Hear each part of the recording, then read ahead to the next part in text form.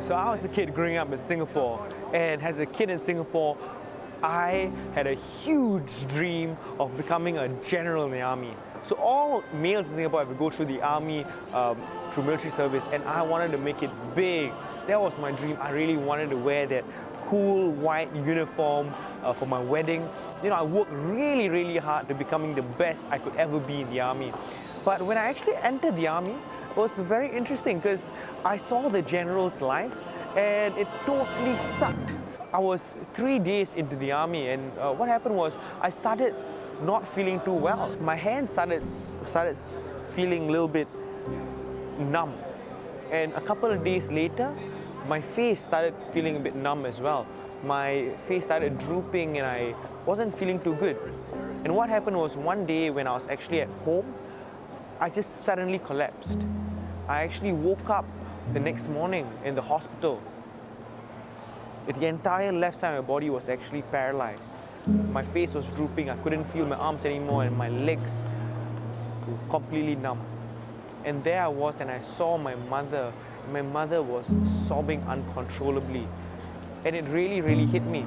Later that day, I actually found out that I actually was diagnosed with a stroke. And it was very, very painful to actually see my parents, my mother suffer so much because of my pain.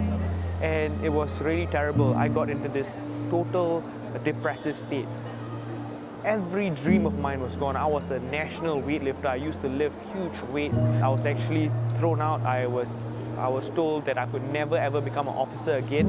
My dreams of becoming a general was dashed. I was made to become a clerk in the army. I cried many nights to sleep. The pain was so unbearable, I couldn't take it. But my mother never ever gave up on me. My parents never gave up. My parents always were there with me, and they always prayed really, really hard with me. But one day my mother came into my room and she told me this one thing. She said, "Son, you can either wallow in your sorrow or you can do something about your life."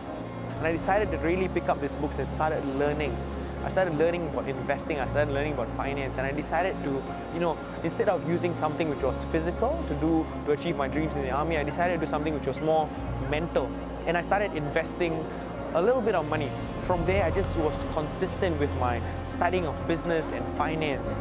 And what happened was incredible. Literally, after 2 years of doing this consistently, the money I was actually making from my investments started becoming more than what the generals in the army were earning.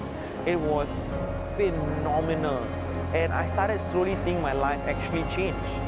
What I couldn't do back then, I could do now, but in business and finance. And slowly I started realizing that this horrible incident became the biggest turning point in my life. I found my true calling, what I was truly passionate about.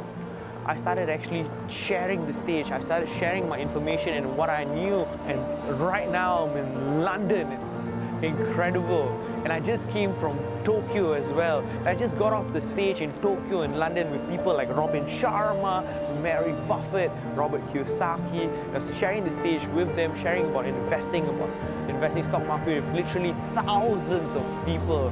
And it's been such an incredible journey. Literally just 5 years, starting from nothing to now sharing the stage with some of the world's greatest personal development and finance authors in the world. And I just want to share this message and tell you this one thing. Dreams come true if you take consistent action, guys.